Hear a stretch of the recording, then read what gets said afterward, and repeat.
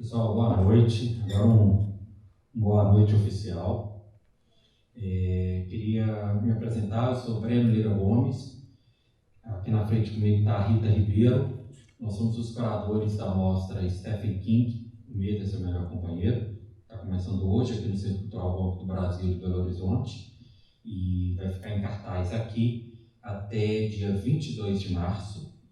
Vão ser 4 semanas dedicadas às adaptações, tanto para o cinema quanto para a televisão, de livros, de histórias, romances, contos do Stephen King para o audiovisual.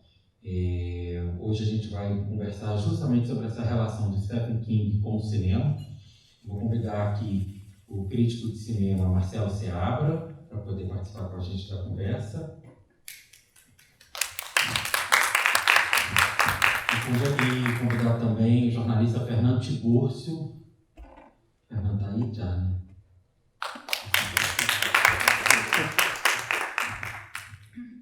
Fernando Tiburcio.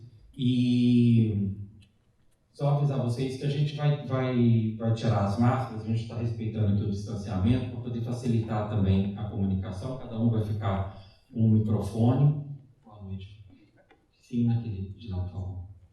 E todos nós fizemos o teste, todos estão negativos com relação à Covid, mas eu vou pedir a vocês para permanecer usando a máscara por conta do ambiente aqui, tá?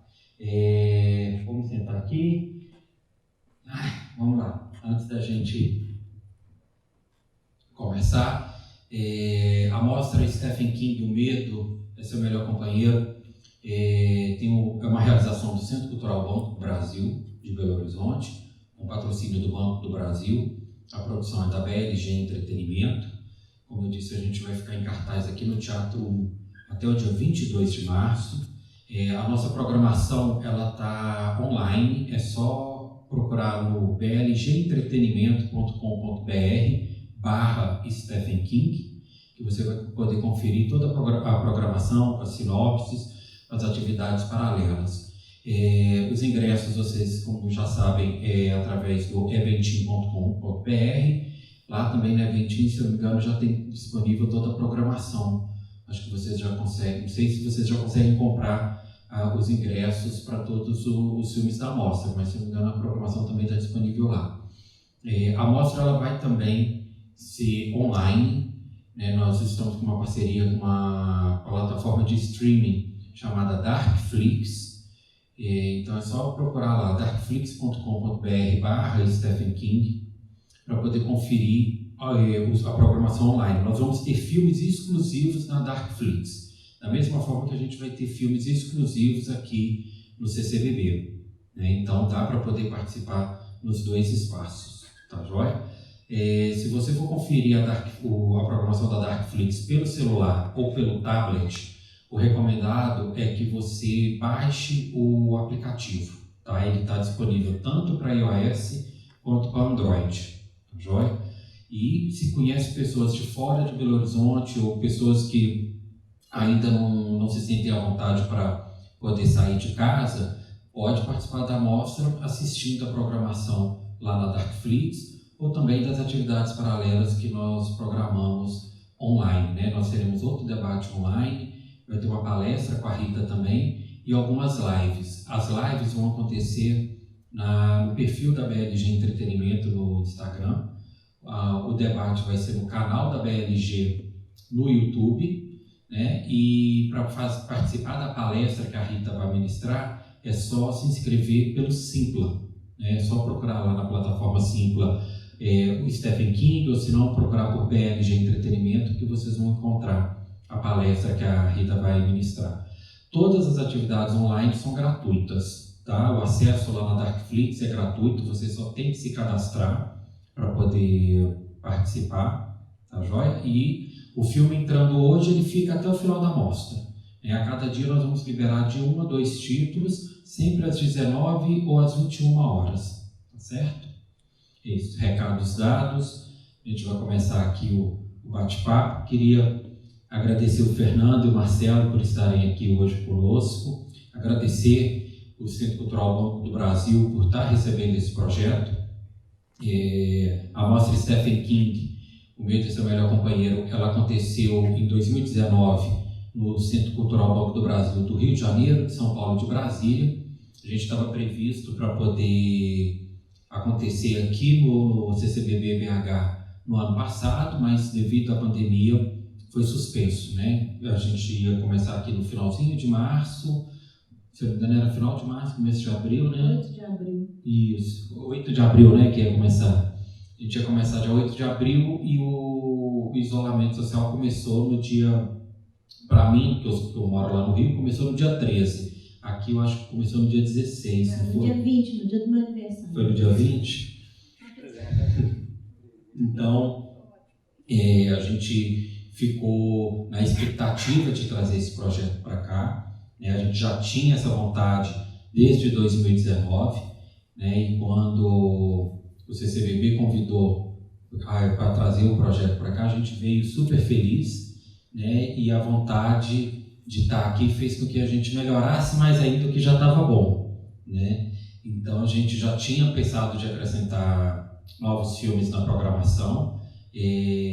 Essa possibilidade de ter a mostra online possibilitou isso, né? Fortaleceu isso, porque a gente pode programar alguns títulos exclusivos lá, o que vai ser interessante porque a gente pode chegar a um público fora de BH, né? Fora das pessoas, atingir pessoas que não estão aqui na cidade, ou até mesmo que estejam aqui, que morem aqui, mas que preferem acompanhar o projeto de forma online, certo? Bom, Stephen King e o cinema. A gente que conhece um pouquinho da história de Stephen King, né, percebe e fica claro para a gente, né, o quanto que o cinema é importante para ele na formação dele como escritor. A gente percebe isso nas histórias dele. Muita gente diz, inclusive, que os livros do Stephen King já são meio que roteiros prontos, né? São livros que você lê e você já imagina já aquela obra na tela do cinema, né? Queria saber de vocês, abrir aqui para o Marcelo e para o Fernando, o que vocês acham de mais interessante assim, dentro da obra do Stephen King, que de repente faça com que diretores dos mais diferentes estilos, das mais diferentes épocas, né, porque a gente tem desde o Kubrick, né, até Frank Darabont, né, que começou fazendo na universidade, adaptando contos dentro do projeto Baby Dollars do King, e depois nos presenteou aí com Nevoeiro, Um Sonho de Liberdade, né, que são grandes adaptações, né, que fizeram tanto sucesso com o público quanto com o crítico. Queria saber a opinião de vocês, o que o King tem que atrai tanta gente interessante com vontade de levar as histórias dele para o cinema, para a TV ou para o streaming, né? Já que a Netflix tem algumas adaptações.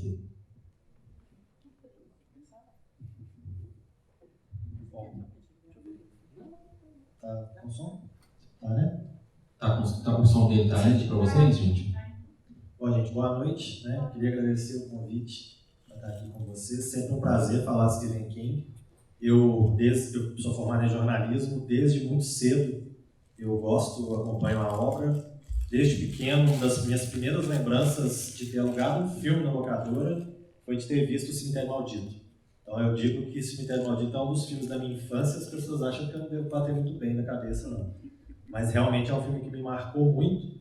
E eu acho que em todas as histórias do Stephen King, desde os filmes de terror mais pesados, assim, até os dramas mais comoventes, eu acho muito bacana o estudo que ele faz dos personagens, né? Porque os personagens sempre têm uma jornada interessante para você reparar, por mais que tenha uma criatura à espreita, né? Que vai ter um sangue voando, alguma coisa nesse sentido, a gente sempre tem uma questão humana a ser tratada, né? Como agora vocês viram aí o Carrie, a gente tem toda a jornada dessa menina, dessa adolescente se descobrindo, crescendo, né? Descobrindo o corpo, os hormônios, os garotos e tudo mais. Então a gente tem sempre uma metáfora, né, alguma situação interessante que a gente consegue tirar daí. Então eu acho que esse é o grande forte do autor, né, é um grande presente que ele dá para a gente, é a análise que ele faz do ser humano, colocando os personagens dele em situações atípicas, situações diversas, e às vezes é alguma coisa que a gente pode se identificar, né? Às vezes a gente vê ali uma situação, tirando a parte do sobrenatural e tal, a gente consegue se ver naquela situação, naquele papel, e eu acho que isso é muito interessante, né? Para quem está lendo um livro ou acompanhando um filme, uma minissérie ou qualquer coisa assim, você conseguir se identificar e torcer por aqueles personagens. Olá, gente, boa noite. Queria agradecer também o convite. E tem uma coisa que o Marcelo está falando aqui, que eu chamo assim, de micro e de macro universo. Assim. E o King ele trabalha muito a questão do micro universo. Você percebe, às vezes, que é um universo muito particular, uma coisa que acontece, às vezes, numa cidadezinha, a gente tinha conversado sobre isso antes, ou então com um grupo de pessoas, e talvez isso aproxime mais o público. E em relação, assim, por que alguns cineastas se interessam tanto pela obra dele? Eu acho que também tem uma questão dos livros serem praticamente imagéticos. Assim. Você lê e você já consegue imaginar essas histórias acontecendo. E enfim, as pessoas também que leem imaginam um cineasta, né, que consegue já construir um pouquinho daquilo na cabeça dele. Não sei se vocês concordam com isso. Bom, boa noite, gente. É uma super alegria trazer a mostra Stephen King aqui para Belo Horizonte. Né? Eu sou de Belo Horizonte, então ter isso no Rio, São Paulo e Brasília foi sensacional, mas ter aqui em Belo Horizonte é muito mais legal, é claro. Né? Bom, essa coisa do King, né? Eu sempre digo que ele traz o terror, ele tira o terror daquela coisa distante e traz para perto da gente. O terror do Stephen King é um terror urbano, praticamente urbano. Então, aqueles medos, aquelas coisas todas que a gente via naquelas histórias do século XIX, XVIII, do terror de castelo e tudo mais, ele se apropria daquilo, né, mas joga aqui perto da gente. Então, aí a gente começa a ter um pouco de medo de abrir a porta de noite, de olhar debaixo da cama, né, por causa disso. Mas eu queria fazer uma pergunta também para vocês. Stephen King vive entrando e saindo da moda. Né? A gente teve moda do King nos anos 80, ali, final dos 90. Ele entrou num meio ostracismo e depois ele volta com força nos anos 2000. Vocês atribuem isso a quê? Bom, eu acho professor, que... Né? Complicado, né, Rita? Eu acho que muito do interesse do público, né? Eu acho que muito das histórias, muito da época que ele provavelmente estava vivendo, né? Todo mundo que acompanha ele sabe que ele já teve problema com álcool, com drogas, etc. Então eu acho que ele teve também períodos, né, de muita produção, de muita escrita. Ele tem um processo muito louco, né? Que ele escreve todos os dias, ele senta e não sai dali enquanto ele não escrever, sei lá quantas páginas. Então ele tem sempre, né, um processo muito disciplinado, mas isso de um determinado período para cá. Então eu acho que no primeiro momento, quando ele foi descoberto, e eu acho que o cinema ajudou muito, né, porque ajuda muito um escritor ter um filme adaptado pelo Brian De Palma, que foi um grande sucesso de bilheteria, muito elogiado, chamou muita atenção, fez a carreira da Sissy Spacek, né, vários outros. Tem gente aí, tipo John Travolta, né, Nancy Allen, que a gente às vezes não tinha visto ainda. Então, eu acho que ajuda muito você ter uma adaptação desse porte, chama bastante atenção, e aí ele tem uma sequência de livros lançados e de filmes, né, de adaptações, e aí depois acaba que cai um pouquinho mais para televisão, aí começam os contos mais assustadores, assim, Creepshow e tal, serem adaptados. Aí eu não sei se às vezes o público pode ficar um pouco saturado, né, alguma coisa assim.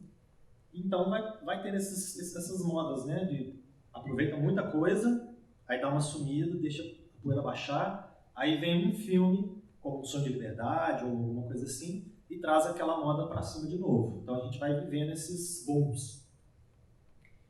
Eu não sei direito quando que começa isso, se começou com o It agora recente, assim, essa retomada, porque aí tem uma questão meio que mercadológica também, de que o It, se não me falha a memória, se eu não me engano, ele é o filme de terror com a maior bilheteria, assim, da história, se não me engano, ele conseguiu esse feito. E E aí tem uma questão, que as pessoas, aí o mercado, os estúdios e, enfim, realizadores passam a prestar atenção nisso e já começam também a perceber que existe uma demanda pelo Stephen King. E aí você começa a ver filme atrás de filme, e aí você tem filme em streaming, e aí você tem série, uma maravilhosa, quem não viu, procura Castle Rock, não sei se você chegou a ver. Maravilhosa, pelo menos eu não cheguei a ver a segunda temporada, a primeira achei excepcional, assiste Space que está nela, assim, então, é cheio de várias homenagens, assim, porque nos anos 80 tinha, assim, quem cresceu nos anos 80, assim, quem era criança nos anos 80 e que gostava de cinema, como é o meu caso, a televisão apresentava, na verdade, a gente alugava, mas esperava também os filmes que iam passar na televisão, e a televisão tinha aquela coisa, baseado na obra de Stephen King. Então, esse nome, assim, mesmo que você não conhecesse o escritor, isso ficava colado na sua cabeça. E aí depois você começava a pesquisar uma obra ou outra. E aí nos anos 90, de repente você tem obras que destoam um pouco dessa coisa de ser de terror, que é Um Sonho de Liberdade, A Espera de um Milagre. Nos anos 80 tinha também, né? Teve o Conta Comigo, né? Teve o Conta Comigo. Enfim, então eu acho que a partir do It e essa questão de mostrar que o público, existia uma demanda do público pelo Stephen King, eu acho que aí começam uma adaptação atrás da outra, né? Algumas ótimas, outras. E muita coisa requentada, inclusive, né? Porque o próprio Carrie, né? Quantas versões a gente já viu, né? Obviamente que essa é imbatível, mas quanta coisa já não foi feita. Eu acho que até antes do It, você estava falando isso, teve o Carrie, né? Sim. Que era de 2013, mas já foi péssimo. O Carrie tem, essa é a primeira versão, né? Que é a melhor. Teve uma feita para televisão, que ia ser a princípio uma série, aí virou um telefilme, vive passando no SBT. Teve a Maldição de Carrie. Não, a Maldição de Carrie é uma continuação que eles inventaram, colocaram a Amy Irving, que é a menina ali que no final a mão da Carrie aparece para ela, né? Na época ela ainda era casada com Bruno Barreto, que é cineasta brasileiro, ela é ex-mulher do Spielberg. E aí fizeram com a Cissy Space que ela vira a conselheira da escola. Era uma coisa muito louca, né? E o culpado disso tudo é o pai da Carrie, né? A culpa da Carrie ser o que ela era e a personagem que é apresentada no novo filme é do pai da Carrie. A adaptação para a TV, que eu falei que vive passando no SBT, ela é interessante porque ela é da forma... A estrutura que é apresentada a história para a gente é a mesma estrutura do livro, né? Porque o livro é um livro onde as pessoas narram os acontecimentos, né? As pessoas estão, se eu não me engano, na delegacia ou no julgamento, a Carrie é julgada, então são as pessoas dando depoimento sobre tudo isso que a gente vê acontecendo no filme, né? Eu sei que quando eu li o livro, eu já conhecia o filme do De Palma. Quando eu li o livro, eu falei assim, não, gente, mas esse final aqui, porque a gente, é aquilo que o Fernando falou, você lê o livro Uma História de Stephen King, você já começa a ver, você lê e vê, assim, parece que tem uma tela imaginária, né, diante de você, que você está vendo. Então eu ficava vendo a Carrie andando pela cidade, botando fogo em tudo, destruindo tudo. Aí quando vem o filme de 2013, que você tem toda a tecnologia, que aí eu entendi também o lado do De Palma. Ele não tinha tecnologia para fazer a destruição do jeito que está ali no livro do King. Mas a forma como ele encontra, dos cortes, né, que é uma coisa que de uma certa forma pode ser até uma influência do Psicose, né, da cena do chuveiro do Psicose, você percebe não só pela música, né, que é uma música bem ao estilo lá do chuveiro, do Psicose, né? Sim, importante, e ele vai dividindo a tela, né? Ele permite você, espectador, ver muito antes disso virar moda, né? Isso nos anos 90, começo de 2000, era moderno, né? O cineasta ir para Cannes e mostrar um filme com 4 telas, né? Era super moderno, super cool, mas o De Palma já fez isso no final do Carrie, né? De ficar cortando e mostrar várias perspectivas daquele ambiente para a gente.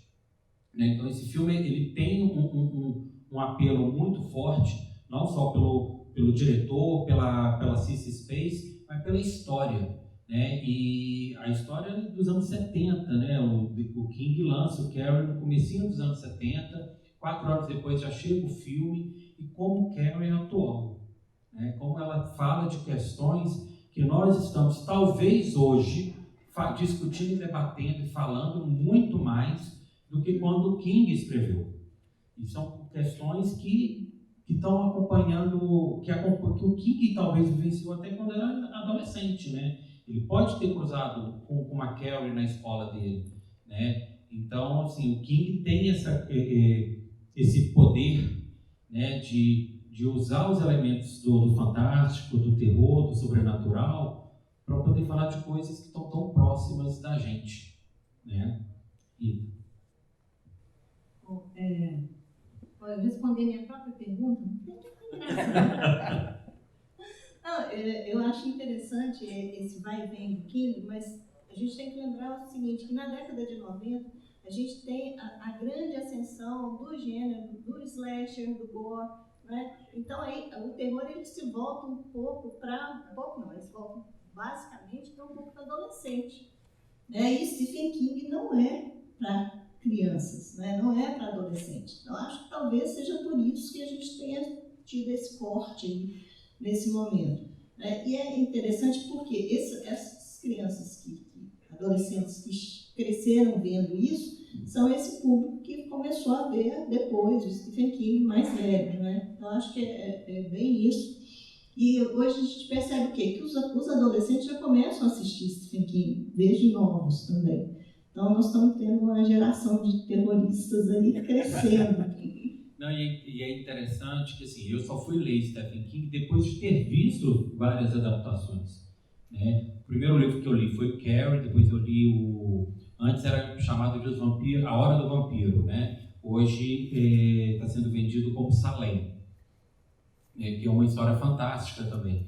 Então, assim, se eu não me engano, são os 2 primeiros que ele publicou, né? E que você vê que ele trata de questões até dentro do próprio terror, né? Ele escreve um livro de vampiro, onde ele utiliza elementos de vampiro, de Casa Mal-Assombrada também, né? E que são elementos que ele possivelmente leu, né? No Drácula, do Bram Stoker, que ele leu na Shirley Jackson, né? A Maldição da Casa da Colina, a Assombração da Casa da Colina.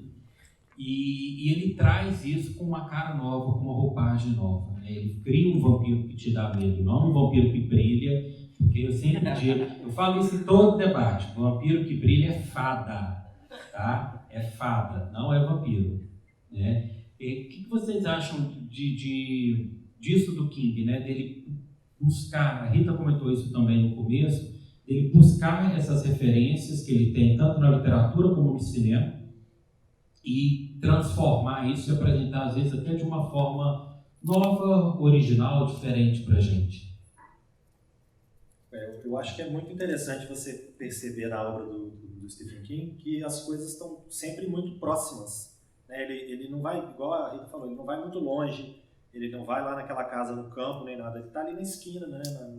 No terror diário, ali, onde você passa todos os dias para pegar seu ônibus ou qualquer coisa assim. E eu já vi várias vezes ele em entrevistas ele falando o seguinte: se eu puder dar uma dica para qualquer pretenso escritor, para qualquer pessoa que esteja começando, eu diria o seguinte: escreva sobre o que você conhece. Ele sempre fala isso. Então as histórias dele sempre se passam no Maine, né? Sempre se passam na cidadezinha que ele inventou ali, que é Castle Rock, que supostamente é onde ele mora, né? Onde ele tem a mansão enorme dele lá, onde ele vive. Então eu acho que isso, né, isso tudo que o Breno falou, ele conheceu uma Carrie na vida, diz a lenda que 2, né? Tinha umas meninas na escola dele, que ele meio que misturou um pouquinho das informações de cada uma e criou a Carrie. E aí, gente com quem ele trabalhou, ele criou a mãe da Carrie, que também não é uma figura muito difícil de você ver, né? Uma figura tão radical, tão bitolada ali. E hoje, inclusive, né, a gente tem no ponto de religião, mas tem na política também. Então tem gente que acredita em coisas e segue aquilo ali religiosamente, né?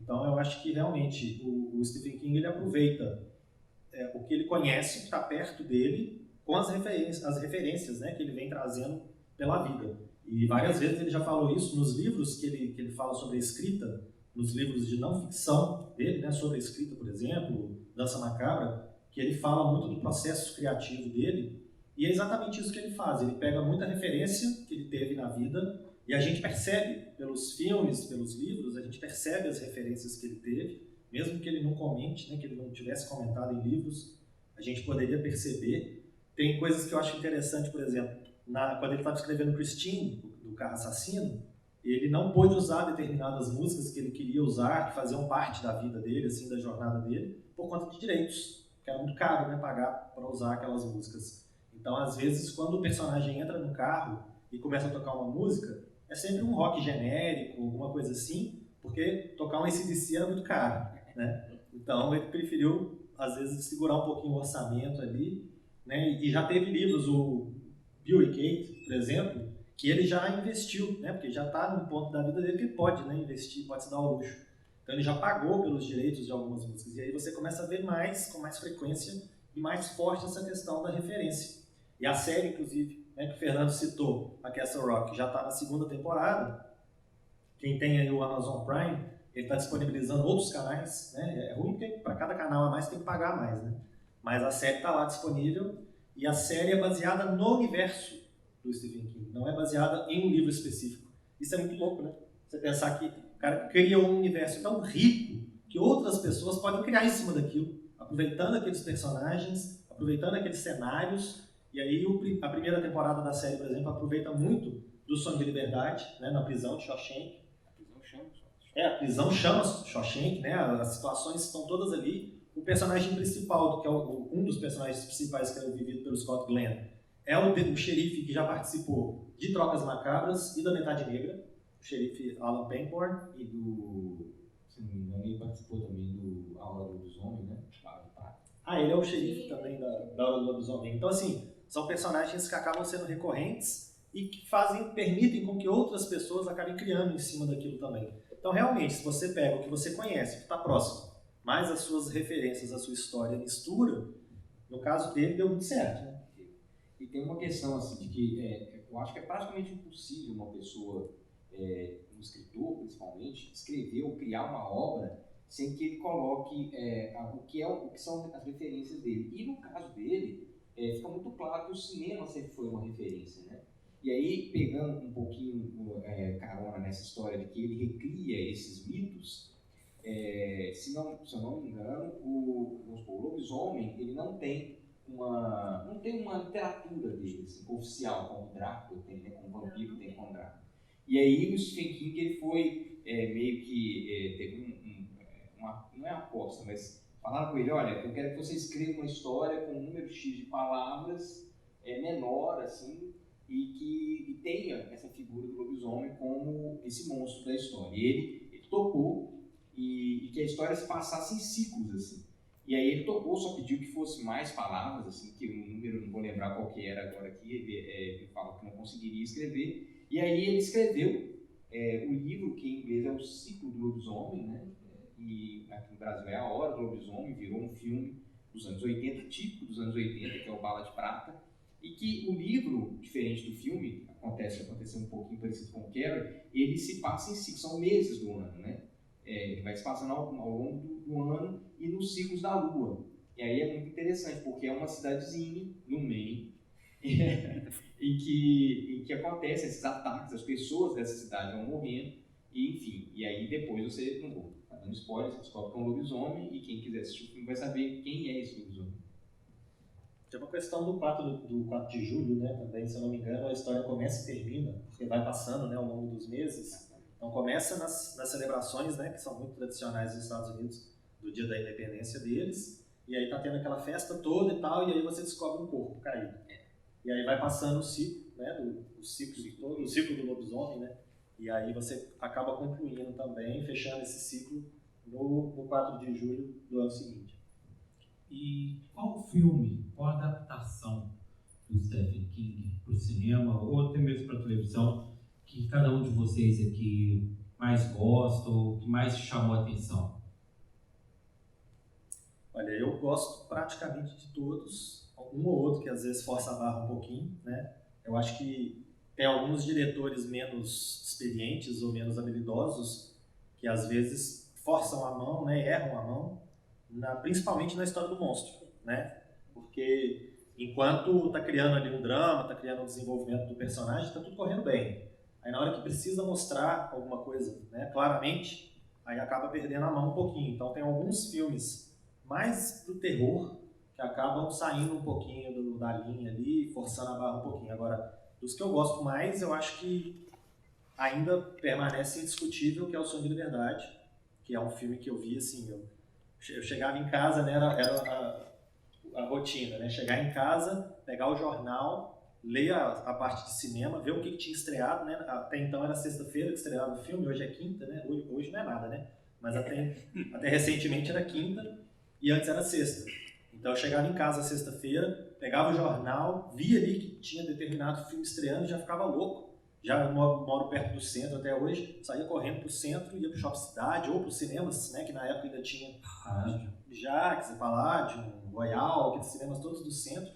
Ia correndo ver. Eu fiz isso, me lembro, por exemplo, do dia que eu fui ver o Aprendiz, que para mim também é um filme fantástico, né? Um dos contos do livro As Quatro Estações, de onde também veio O Sonho de Liberdade. E Conta Comigo também. E o Conta Comigo, né? Só o Método Respiratório que não virou filme, que é a quarta história.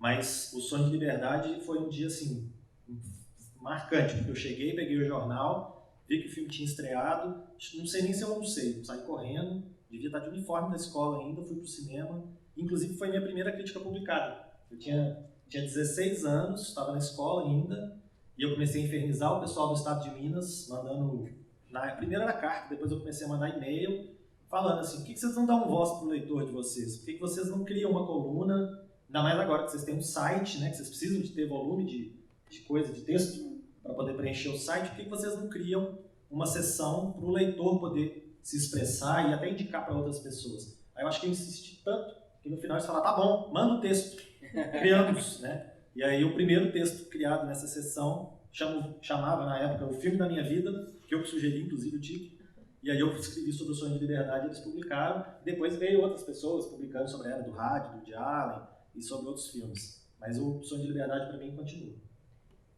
Fernando? Pois é, o meu também.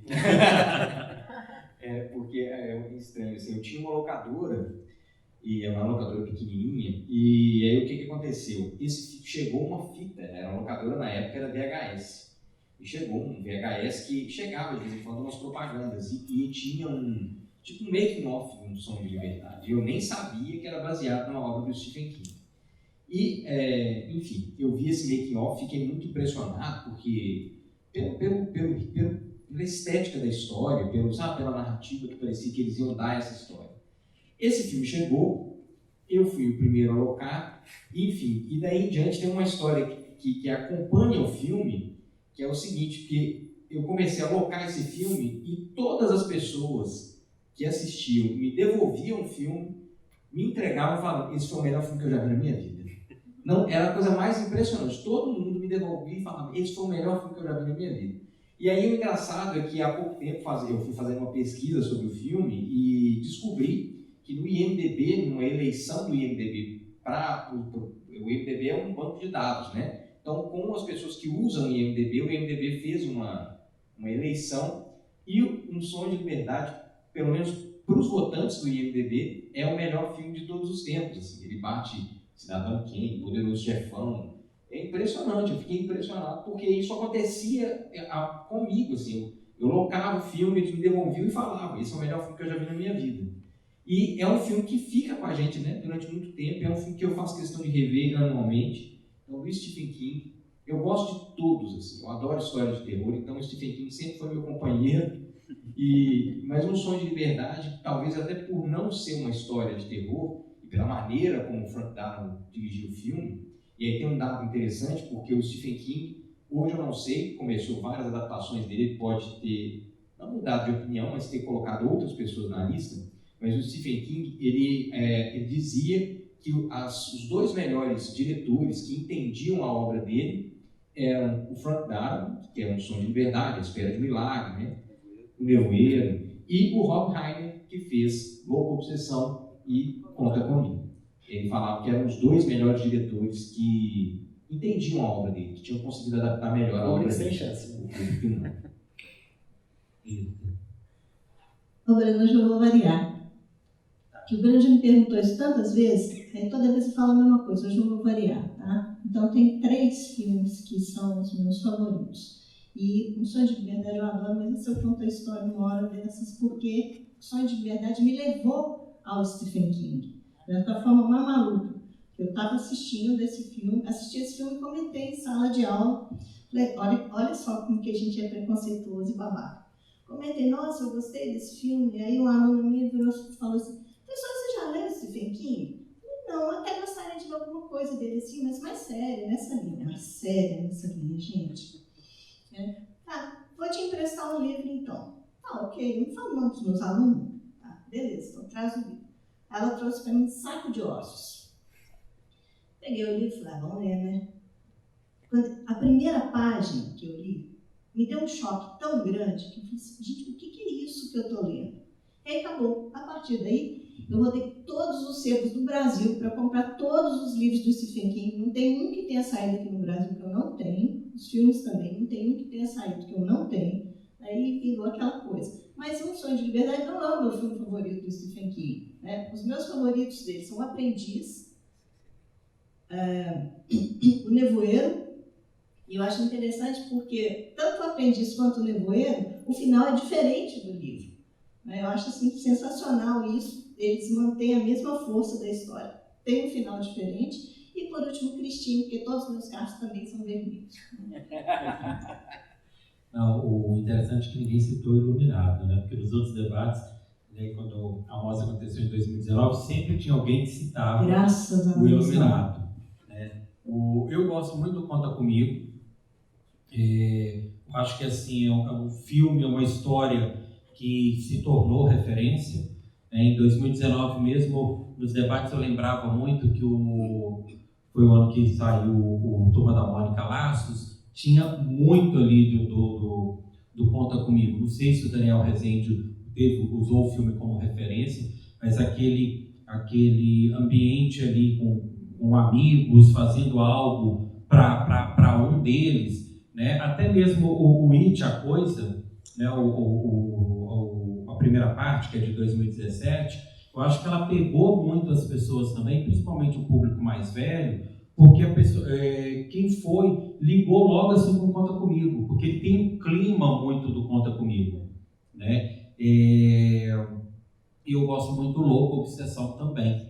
Por sinal, os dois são do mesmo diretor, né? Que eu acho que assim, a história se passa toda dentro daquela casa ali, eles são cercados pela neve, aquele homem não pode sair daquele lugar, aí tem aquela mulher louca, né, e obsessiva nele ali, na história que ele criou e que ele quer abandonar aquilo, né, e ela não quer deixar, né, ela quer o final que ela quer, né, que na cabeça dela seria o final ideal, né. Então acho que esses dois filmes são dois opostos, né, porque o Louco Obsessão ele é suspense, ele tem uma pegada de terror, enquanto Conta Comigo, quando eu lembro até hoje, né, vira e mexe, isso aconteceu com Conta Comigo, aconteceu com O Sonho de Liberdade e aconteceu com Green Mile também, A Espera de um Milagre. Eu lembro até hoje a Globo anunciando as indicações da Espera de um Milagre para o Oscar,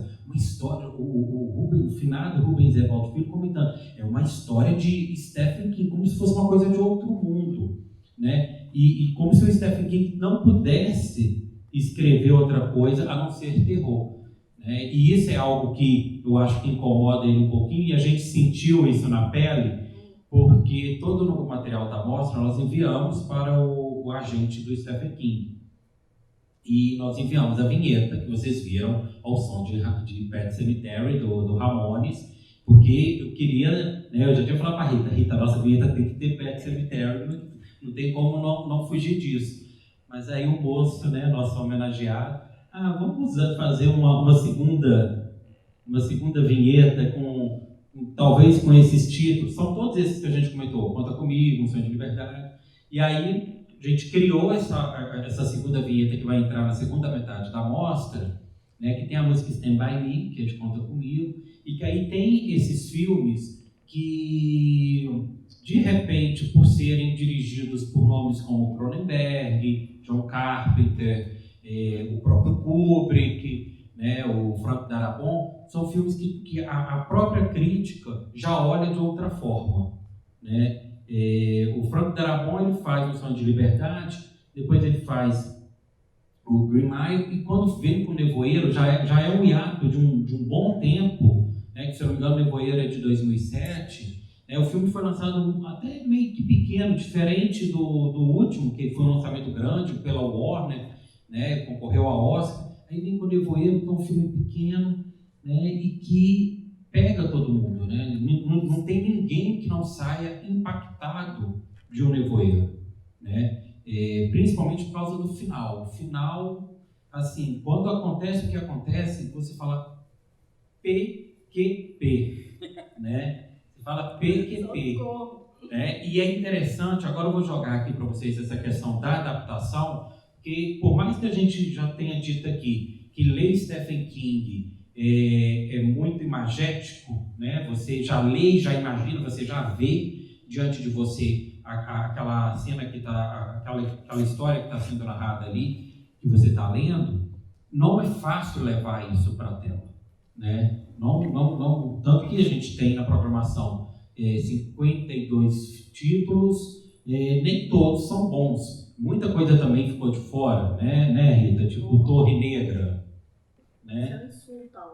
A gente deixou Torre Negra, a Janela Secreta, né? Tem várias, e Janela Secreta tem Johnny Depp, a Torre Negra também tem Matthew McConaughey, tem o Idris Elba, tem nomes fortes no elenco, né? E a gente resolveu, achou melhor deixar até a segunda parte do It, a gente acabou deixando de fora, até por uma questão de gosto pessoal, como também teve filme que a gente não conseguiu trazer porque tinha questões de direito, o 1408, né? A gente não tinha os direitos aqui no Brasil, então não tinha como trazer. Eu queria saber a opinião de vocês, assim, de repente, qual a grande dificuldade ou a grande facilidade de se adaptar o Stephen King? Onde que o roteirista acerta, onde que ele erra? Na opinião de vocês. Bom, antes de entrar na pergunta, é engraçado porque vocês vão comentando, né, as coisas baseadas na experiência de vocês, e aí eu vou lembrando das minhas experiências também. Então, estava lembrando que para eu ver Conta Comigo, por exemplo, que ia passar na sessão da tarde na Globo, eu tive que faltar o futebol. Na época, eu estava matriculado, eu tinha aula de manhã, à tarde era o futebol. E no dia eu falei com a minha mãe que eu estava sentindo mal, ela falou, então fica em casa, não vai não. Eu falei, graças a Deus, vou conseguir assistir Conta Comigo, porque eu nunca tinha visto até então. Então tem várias histórias dessas. Você citou o Louco Obsessão. Louco Obsessão é a base para a segunda temporada de Castle Rock. A trama se passa entre Castle Rock e Jerusalém Slot, que é a outra cidade do vampiro, né, da hora do vampiro. Então eles vão colocando um tanto de elementos misturados. Às vezes fica até meio na cara, assim, para quem é fã da obra. Fala assim, nossa, mas eles estão esfregando demais essa referência na minha cara. Eu já entendi, né, que esse cara é isso aí por causa disso. E tem o Tim Robbins como ator, né, que vem do Sonho de Liberdade. Então é cheio de coisas. Mas a questão de adaptação, eu ainda acho que, assim, são duas coisas que eu acho que são mais importantes na hora de fazer uma adaptação, principalmente no caso do Stephen King.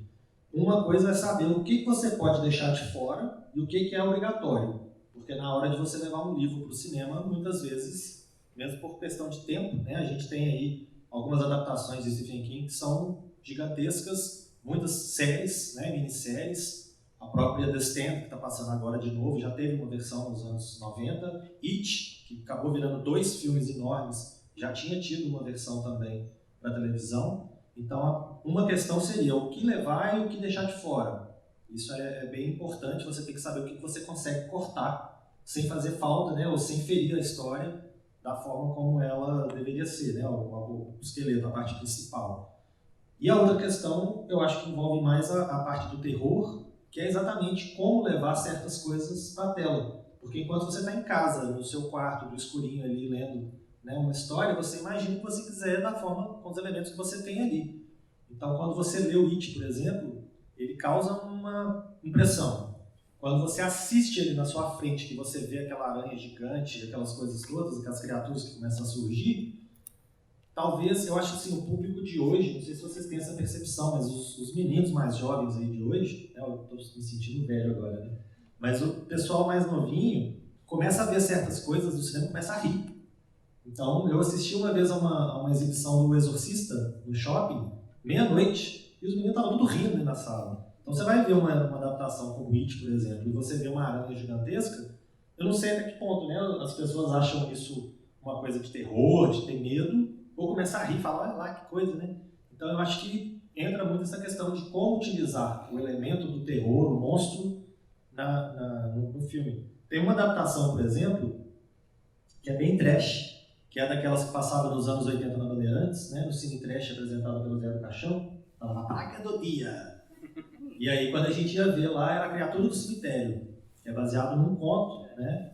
Então, Night Shift. E aí, você vai tendo toda aquela tensão, toda aquela coisa criada, com os ratos andando, o pessoal lá trabalhando na fábrica e tudo. E aí, na hora que chega no clímax, você olha e fala, não é possível que isso aí que vai ser o vilão, né, o monstro do filme. Então, acho que tem muito filme que às vezes perde a força no momento, né, de ter uma revelação, de ter o vilão finalmente aparecendo. Cria-se toda uma tensão, tem todo um processo para chegar num ponto e jogar tudo para cima. Então, eu acho que esses são os dois desafios. A edição, né, a adaptação propriamente dita, e como mostrar certas coisas que antes a gente tinha só imaginado, então tinha funcionado. Antes de falar disso, é só uma historinha sobre o Conta Comigo, não sei se o Breno sabe, que a história é meio que baseada na vida dele, assim, óbvio, mas porque tem uma historinha da vida do Stephen King que parece que ele foi brincar na casa de um amigo dele, um amiguinho, assim, ele era criança, e ele, de repente, ele voltou em choque para casa, assim. E aí a mãe perguntava, ele em choque, não falava o que tinha acontecido, não falava. Depois foram descobrir que esse amigo, eles brincando, ele havia sido atropelado por um trem. Então, enfim, de certa forma, um expurgo dele para poder contar um pouco dessa história, porque eles vão atrás, né? O conto se chama Corpo, né? Os meninos vão encontrar o corpo de um menino que havia sido atropelado por um trem.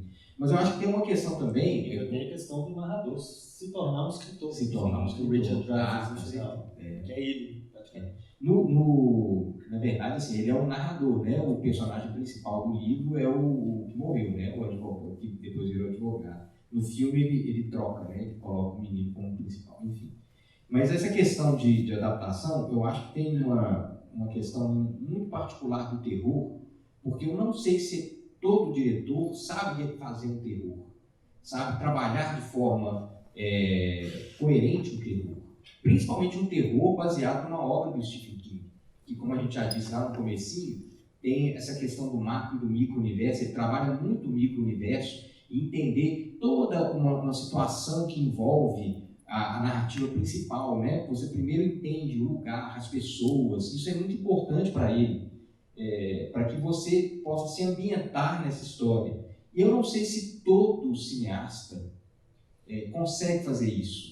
Muitas vezes o cineasta vai fazer um filme de terror e me parece, assim, é só uma suposição, que ele cria, de certa forma, um preconceito com o próprio gênero, porque acaba sendo um filme em que ele faz com uma certa preguiça, ele não quer se aprofundar em certos temas que tem dentro do livro, e aí ele passa e vai fazendo. Eu acho que tem um pouco disso, assim, quando você pega um roteirista e um realizador que consegue trabalhar essas questões menores da obra dos menores, que eu falo assim, esse micro-universo, tá? Não é menores, né?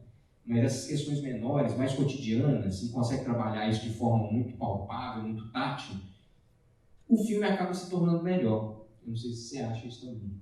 Eu concordo 100%. Eu estava pensando exatamente quando o Marcelo começou a falar do Descendo, a diferença entre a série que foi feita para televisão e essa que está passando agora. Nossa, mas essa adaptação, ela é ruim, mas ela é ruim tanto. Gente do céu, mas o que é isso? Eles foram picando a obra toda e fazendo umas elipses temporais. Isso não faz sentido. E o que acontece? Isso que o Fernando falou. As coisas centrais, que são exatamente as relações dos personagens, né, a lógica que move esses personagens, eles deixam de lado. Então vão privilegiar o quê? A ação, efeito especial, etc. Foi o que matou o It também, né? O It primeiro, né, é sensacional. Por quê? Porque eles trabalham em relação dos meninos, o Andy Muschietti trabalha em relação dos meninos e tudo mais.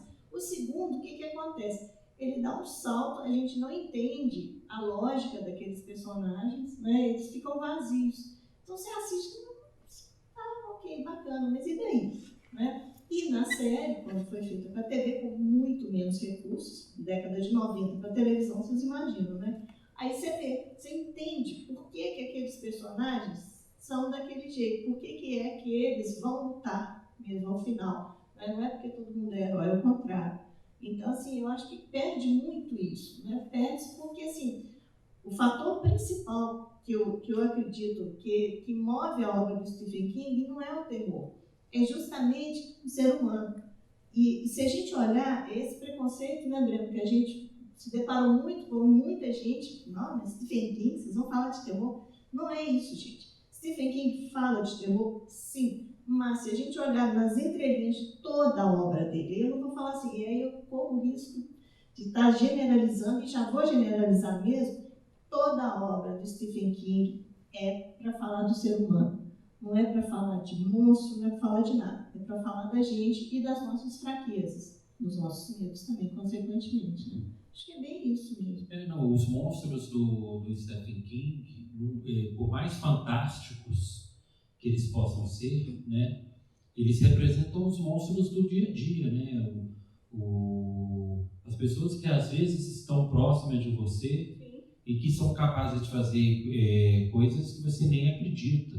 Né? Quando a gente liga a TV e vê, como eu vi hoje, que uma mãe botou fogo no filho, né? Então, assim, e ela explica o porquê que ela fez isso, eu acho que assim, ele às vezes pega, isso é só um exemplo porque eu vi isso hoje na televisão, mas ele talvez pega esse filho, talvez numa história do Stephen King, ele vira um monstro para poder justificar de jogarem fogo nele, ou a mãe também vira um monstro para aquele filho. Né? O It mesmo, ele trata cada criança daquelas, né?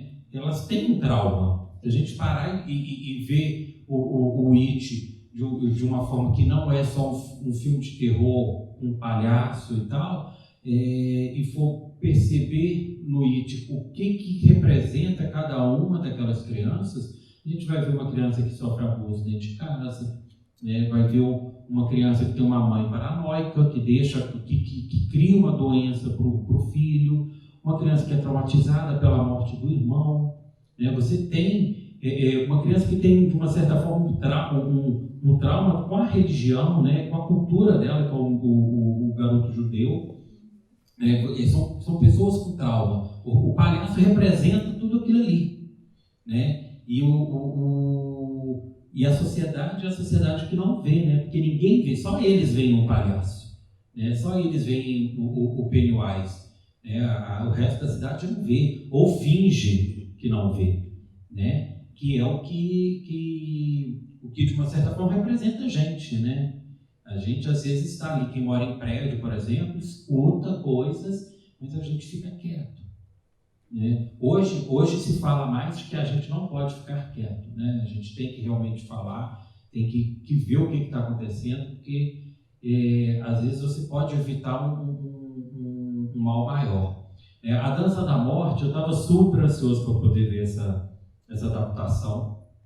Né? Inclusive, fica aqui o meu protesto, a Stars Play não colocou os 2 últimos episódios, eles simplesmente tiraram de lá, eu acho que a gente nem consegue ver. Eu fui domingo assistir. Eles estão colocando um por semana. Não, um por semana. Domingo era para ter lançado, eles não lançaram. Não sei, eu vi. Eles não lançaram. Tá faltando, eu acho que está faltando 2 episódios. Acho que são 9, vão ser 9 no total. Eles foram até o 7. Eles lançaram até o 7. O 8 era para ter saído domingo e o 9 domingo agora.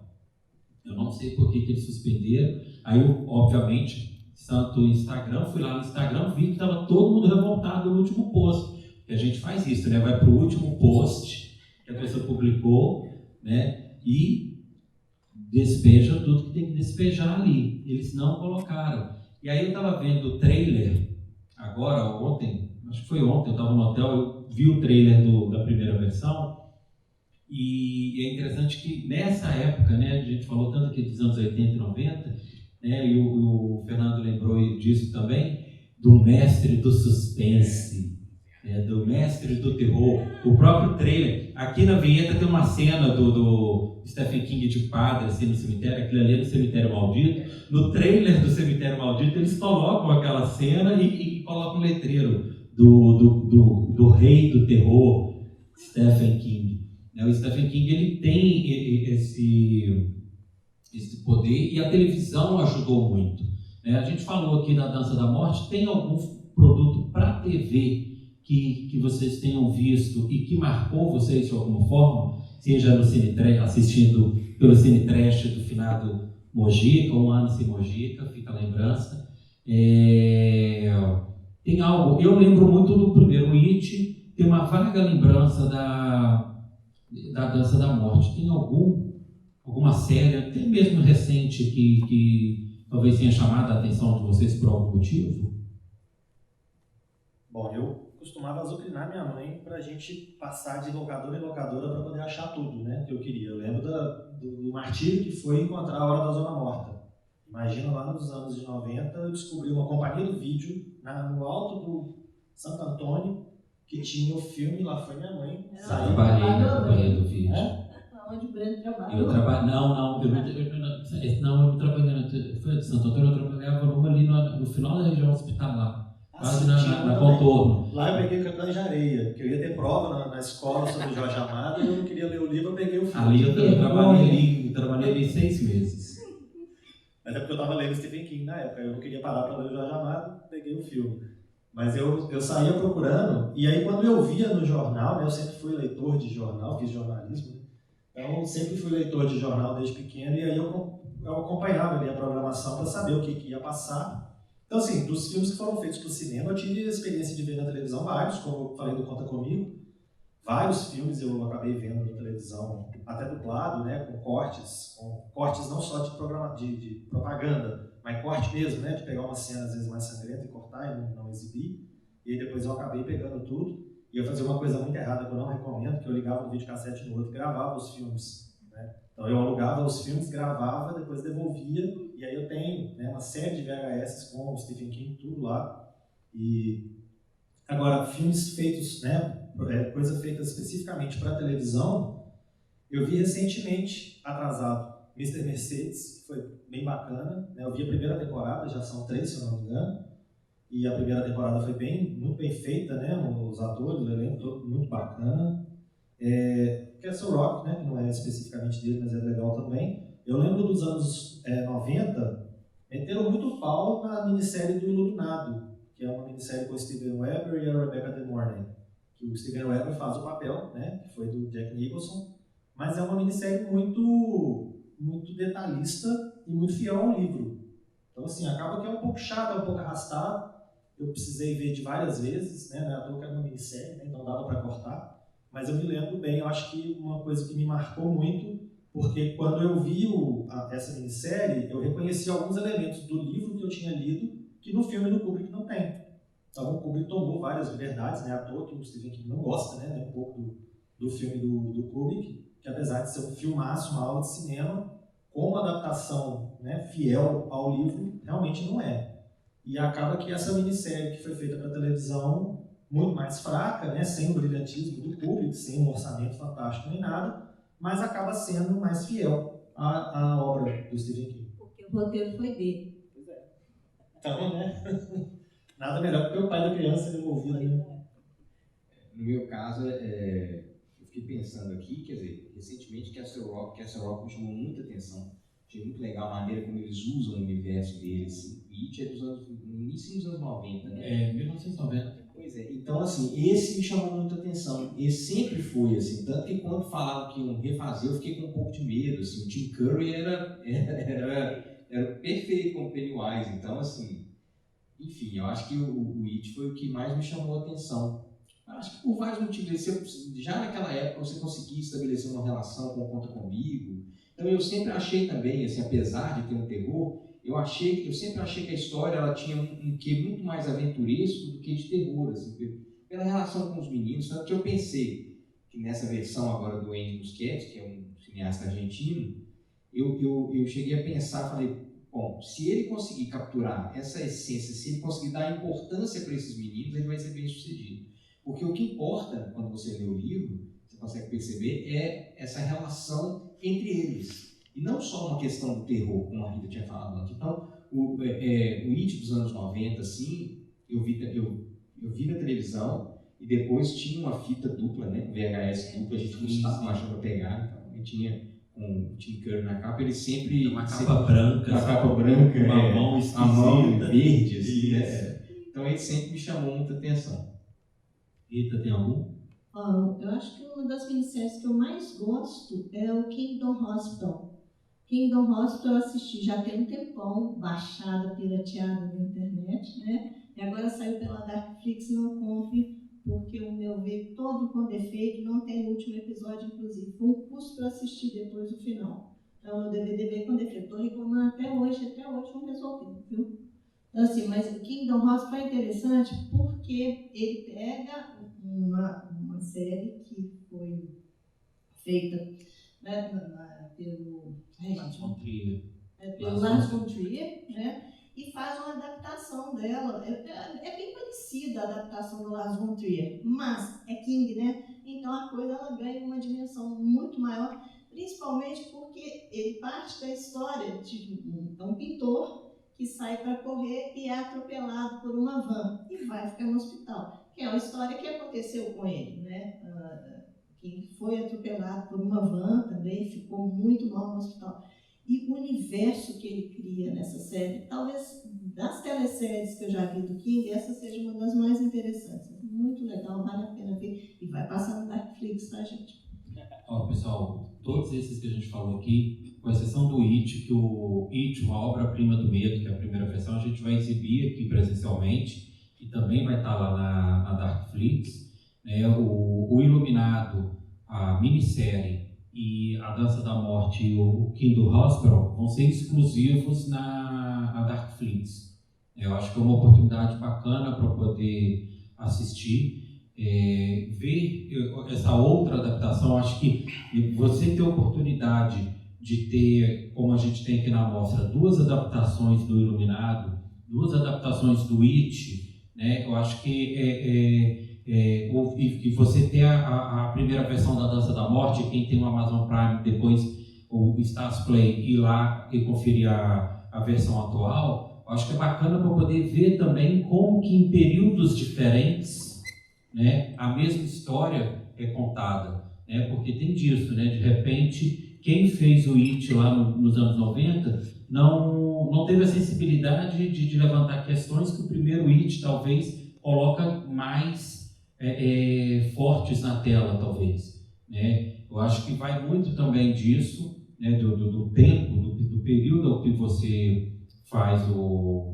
produz o filme, né, a cabeça que você tem naquela época para a cabeça que os produtores têm hoje. Tem uma outra adaptação também que foi feita para a TV, que é Os Vampiros de Salem, né, que é o Salem Slot, no original, do livro, né, que ele tem 2 versões, né, tem a versão de 1979, que é dirigida pelo Tobe Hooper, que é o mesmo diretor do Massacre da Serra Elétrica, do Poltergeist, e tem uma outra versão que é dos anos 2000, acho que é de 2004, né, que tem o Rob Louis fazendo o personagem principal. Quem foi adolescente nos anos 80 sabe quem é o Rob Louis, né? Não.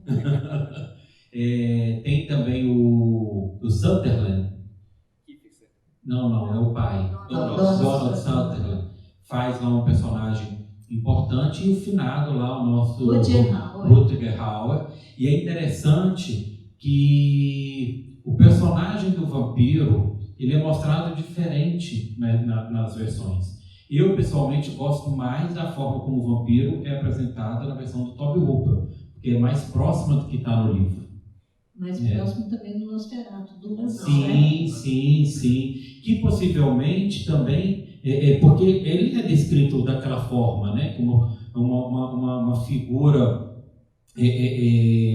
repulsiva, né? Que é como o Drácula também é colocado pelo Bram Stoker, né? Então, o Nosferatu, para quem não sabe, é uma adaptação do Drácula, não autorizada, né? Que alguém, essa santa pessoa, guardou uma cópia, porque a viúva do Stoker mandou queimar tudo, né? Mas alguém guardou essa cópia e a gente hoje pode ter, né, quase 100 anos depois, né, a oportunidade de ver o Nosferatu, né? E ali a gente vê como que ele pega aquilo que ele viu, que ele leu no passado e traz para a gente, porque quando ele lança A Hora do Vampiro, a gente já tinha até a Anne Rice já com Lestat, com entrevista com o vampiro, onde ela já mexe também com isso, mas não brilha, Rita, não brilha. Estou aqui calada. Tá? Fica quietinha, porque os vampiros da Anne Rice não brilham, tá? Mas ainda eles vêm ao Rio de Janeiro, mas não brilham, tá? Pessoal, até hoje só prestou entrevista com o vampiro. Só. Aquelas outras adaptações da obra dela. Não, só entrevista também. Por sinal, fez 25 anos de lançado, se não me engano, ano passado. Ele é de 94. Ele é bom, para com isso. É bom. Só fazendo propaganda ainda da entrevista com o vampiro. E a tradução é da Clarice Lispector, aqui no Brasil, tá? É bom. Então, estou calada. Acho bom. Vamos lá. Vamos fazer a última pergunta? Sim. Vamos para se a gente poder já encerrar. falou das coisas legais, então vamos falar das coisas ruins. Qual é para vocês a pior adaptação do Stephen King? Não precisa ter medo, pode falar. Vou falar mal dos filmes que estão na mostra, né? Ué, pode falar. Não, pode falar. E eu ainda vou defender o filme ruim. Caramba, o pior filme? Não sei. Eu detestei a Torre Negra, o filme. Então, eu acho que, eu não sei se é porque está mais recente na minha cabeça, assim, eu acho que eu vou de Torre Negra. Não sei, eu detestei, achei uma agressão. Uma agressão. Um assinte. Eu fiquei com algumas impressões na cabeça da época que eu vi, né? Então, não sei se hoje talvez eu tivesse a mesma impressão. Mas um que é terrível é O Comboio do Terror, dirigido pelo próprio Stephen King. De bom só tem a trilha sonora, porque ele contratou o AC/DC para fazer a trilha sonora do filme, né? Então finalmente ele conseguiu botar. Aí ele já tinha dinheiro, porque pode fazer o que ele quis. Se não me engano, o Who Made Who do AC/DC foi composta para o filme. Tem uma trilha muito bacana. Tem um caminhão com a cara do Coringa, por algum motivo. E tem o Emílio Esteves, que é um ator legal, né? Para quem cresceu, né? Na década de 80, década de 90. É um ator divertido, interessante. Clube dos 5, né? O atleta. Mas, realmente, O Comboio do Terror é um filme terrível. O Mangler, eu acho também, que tem o Robert Englund, né, no elenco. Fred Krueger. É um trem horroroso também, que, assim, você tem uma máquina de costura assassina. Uma coisa que eu, até hoje, não consegui digerir. Mas, assim, se for parar para pensar, tem umas coisas que, às vezes, o próprio Saco de Ossos, né, que você citou aqui o livro, a adaptação, né, com o Pierce Brosnan, só tem uma expressão o filme inteiro, então é difícil de aguentar também. Então, assim, se a gente parar para pensar, tem aqueles que vão mais para o terror, que são terríveis. A Criatura do Cemitério, mesmo que eu citei, vai construindo uma tensão, uma situação, uma coisa legal, e chega num ponto que joga tudo para cima. Então, tem tanto esses que vão para o terror, quanto os que ficam mais no drama, mesmo que um pouco sobrenaturais, como é o caso do Saco de Ossos, mas que ainda assim não ajudam muito, não. Rita, tem algum? Tem vários, mas eu só vou falar mal da Torre Negra hoje. Hoje eu estou comportada, não vou xingar ninguém. A Torre Negra para mim é um assinte. Tanto é que quando a gente foi fazer a amostra, né, eu falei, Breno, a Torre Negra não entra. Não entra porque como é que você faz uma história, assim, talvez seja a grande saga do Stephen King, que são 7 livros, né, que a gente vê pela janela. Uma história que vira uma mistureba e não faz o menor sentido. Então, assim, eu acho que a Torre Negra, para mim, é o número 1, assim, o top da ruindade. Para mim, o celular, que nem entrou na mostra. O celular, porque o livro é muito bacana, né? Ele cria uma história onde tem uns personagens que são zumbis, né? só que são zumbis por conta de um sinal que é lançado pelo celular. Né? A adaptação junta 2 atores que já tinham feito um filme bacana, que é o 1408, que é o Samuel L. Jackson e o John Cusack, né? E o filme é uma tragédia, o que é uma pena, porque o livro é muito bacana. Eu só fui ler porque Rita falou que era muito bom. Na época eu escrevia para um site, então eu batia lá, era Objetivo, batia lá no Objetivo e eles citavam os livros pra gente, né? Então eu peguei o celular porque ela tinha falado, aí eu fui ler, mas o filme, ela já tinha, acho que você já tinha visto o filme, já tinha me falado que era ruim, e aí eu estava passando em algum canal outro dia e fui ver e falei, não, é ruim mesmo, é uma pena, porque o livro é tão bom, a adaptação não deu muito certo. Mas, defendendo os filmes ruins, gente, eu acho importante a gente ver, justamente para a gente poder criar esse senso crítico, né? E principalmente se tiver algum estudante de cinema aqui, estudante de roteiro, bacana para você ver aonde que de repente aquele diretor ou aquele roteirista errou, ou até mesmo aquele produtor, tá? Porque às vezes o erro está no produtor. Dependendo do filme, se o filme é do produtor, ele que dá o corte final. Então, às vezes, o erro é até do produtor, não é nem do coitado do roteirista, nem do coitado do diretor. Né? Então, eu acho que assistir filme ruim faz bem para poder você aprender a não cometer aquele erro. Né? E é divertido ver, entendeu? Um filme. Como é que a gente vai falar mal se a gente não vê? Tem que ver. Lógico. E todos esses, com exceção da Torre Negra e do celular que eu citei aqui, estão na mostra. Né? Seja aqui presencialmente no CCBB ou na plataforma da Darkflix. Antes da gente encerrar, eu vou pedir aqui para o Fernando e para o Marcelo passar as redes sociais, dizendo que a gente encontra, ler texto deles ou os ver pela televisão. Né?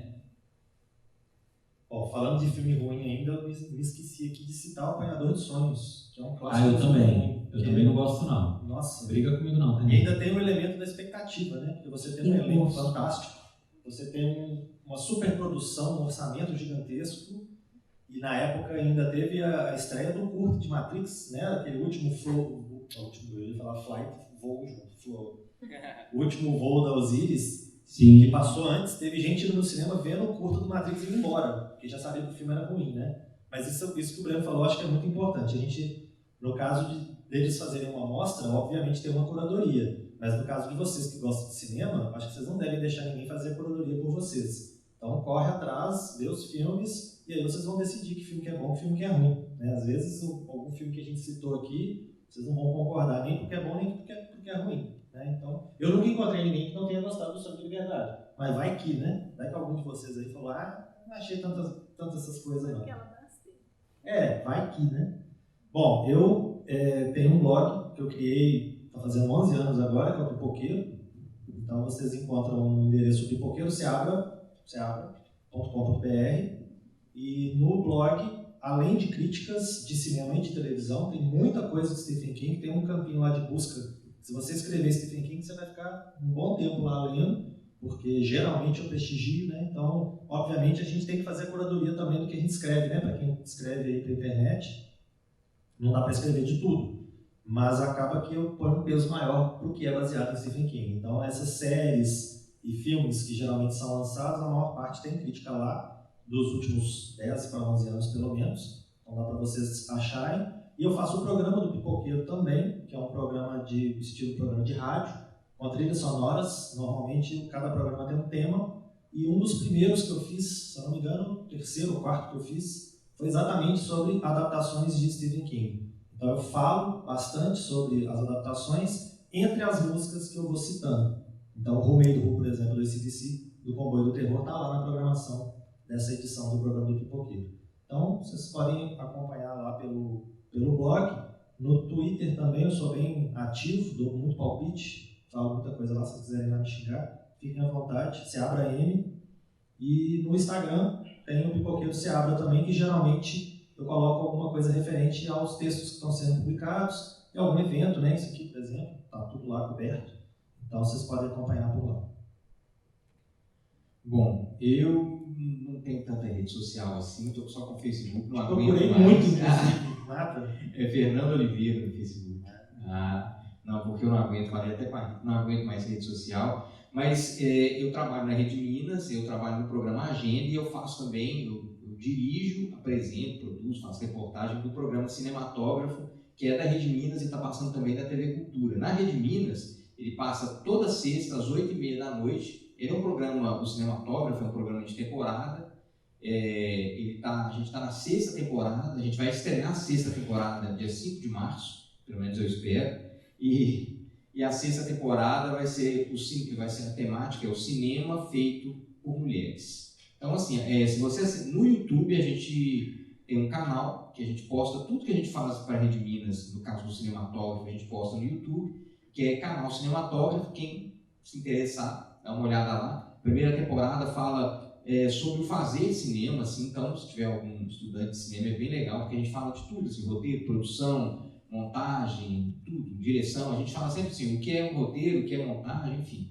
E por aí vai. A segunda temporada é o cinema brasileiro, a terceira temporada, que acho que foi que você participou, a gente fala sobre gêneros cinematográficos, enfim. Quem quiser, canal Cinematógrafo no YouTube. Valeu, gente. Rita, quer deixar aí suas redes sociais também? Até parece que eu tenho 500, tá? Eu só tenho uma rede social, que é o Instagram, que é o R Ribeiro ED de Escola de Design, que eu sou professora lá. Bom, gente, eu vou convidar vocês para poder seguir o perfil da BLG Entretenimento no Instagram. Tem uma página também no Facebook. Lá na página do Facebook vocês encontram também o evento da mostra, tá? Da mostra Stephen King, com toda a programação. O meu pessoal é Breneira Gomes, é só procurar lá no Instagram. Até o dia 22 de março, às 23h59, vocês vão conseguir assistir os filmes da mostra Stephen King. Amanhã, aqui presencialmente, nós temos 2 produções que tem a gracinha da Drew Barrymore, uma menininha, que é às 15 horas, o Olhos de Gato, e às 19 o Chamas da Vingança. Tá? Então, amanhã, presencialmente, aqui no Teatro 1 do CCBB de Belo Horizonte. Se eu não me engano, já devem estar abertas as inscrições para uma palestra que a Rita vai ministrar na plataforma Simpla, tá? Então é só procurar lá, entrar na plataforma Simpla, só procurar BLG Entretenimento que vocês vão encontrar. A inscrição é gratuita também da palestra, e no dia 13 a Rita vai ministrar aqui no CCBB uma masterclass falando aí do Stephen King, do terror, da literatura e de como isso tudo nos fascina e nos fez aí criar essa mostra que só nos dá orgulho, só nos dá prazer dela acontecer. A Masterclass vai ter o ingresso disponível no Eventim. Nós pedimos para poder colocar a partir do dia 10 de março. Ela vai acontecer dia 13, 10h30 da manhã, aqui no Teatro 1. Então, fiquem atentos. Mais uma vez, quem quiser a programação, tem o evento no Facebook, e tem também a nossa página na internet, que é blgentretenimento.com.br/Stephen King. Queria agradecer a presença de vocês, pedir para poder nos ajudar a divulgar. Sei que a gente está passando um momento muito The Stand, né? Muito a dança da morte, né? Onde a gente está tendo que ficar em casa. Quem está podendo ficar em casa está ficando em casa, quem pode sair está podendo vir aqui nos prestigiar. Eu acho que a gente também precisa, depois de um ano aí, dar uma respirada. O CCBB está respeitando todos os protocolos, né? Eu tenho falado com as pessoas que, diferente do que a gente tem visto de alguns lugares na televisão, aqui a gente pode vir sem medo, né? Porque eles estão respeitando, vocês estão aqui dentro, vocês estão vendo como é que eles são bem rigorosos, bem exigentes, e a gente nem pode reclamar disso, porque eles estão cuidando deles e da gente, né? Ao cumprir todos esses protocolos. E quem não puder vir ou não se sentir à vontade, a mostra também está online, então é importante também a gente ter esse público online. Nós pensamos a mostra, já que estamos nessa realidade, nesse momento, pensamos ela nesses 2 formatos, né? O online e o presencial, que eu acho que a gente vai poder chegar a um número maior de pessoas no online, e pessoas que estejam fora de BH, e também atender aquela parcela do público que gostaria de estar aqui, mas que prefere prefere ficar em casa e a gente entende os motivos. Agradecer mais uma vez o Centro Cultural Banco do Brasil de Belo Horizonte de estar nos recebendo aqui a partir de hoje até o dia 22. Foi um namoro aí de 1 ano e pouco para esse dia chegar, praticamente uma gestação, né? Para o projeto chegar. Eles queriam muito, a gente queria mais ainda, e o melhor, vocês queriam mais ainda, porque foi o público que, diante do que a gente estava fazendo em 2019 nas outras unidades, também procurou aqui o CCBB, pediu, né, clamou aí para a mostra poder vir para cá, e a gente está aqui e ficaremos até o dia 22, né, e quem puder voltar nas próximas sessões vai ser um prazer recebê-los aqui, tá certo? Muito obrigado, agradecer aqui ao Marcelo, ao Fernando, por terem vindo aqui hoje conversar conosco, agradecer a Rita Ribeiro, minha parceira e paciente aí comigo nessa jornada, quero agradecer aqui também a Maíra, que é a nossa assessora de imprensa da Agenda Comunicação, o Felipe, que está aqui fazendo o nosso registro, a Bárbara, que é a nossa monitora. Lá dentro da cabine a gente tem o André, cadê a Yasmine? Está ali de braço levantado. O André é o responsável pela projeção e a Yasmine é a nossa produtora local. Sem essa equipe também a gente não estaria aqui, né? Fora a galera que está lá no Rio, a Dani, o Gregory, falar todo mundo, para depois não falar que eu esqueci. O Bruno, a Isabela, a Flávia, que está cuidando das redes sociais. A Isabela é a nossa produtora das atividades online, o Hugo, que trabalha com ela também. Mas quem? A Mariana, o Felipe e a Nath, que estão cuidando do nosso financeiro, da nossa administração aí do projeto. O meu contador, sem ele eu não tenho as certidões para poder assinar o patrocínio. O pessoal da gráfica, o pessoal que imprimiu aí os banners, o pessoal do transporte também, que mandou as cópias dos filmes para cá.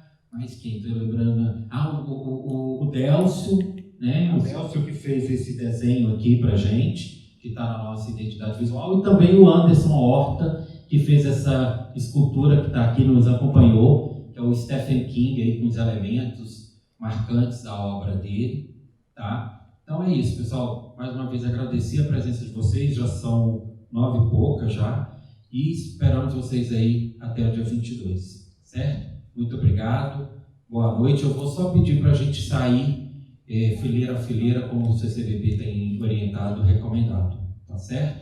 Obrigado, viu, pessoal?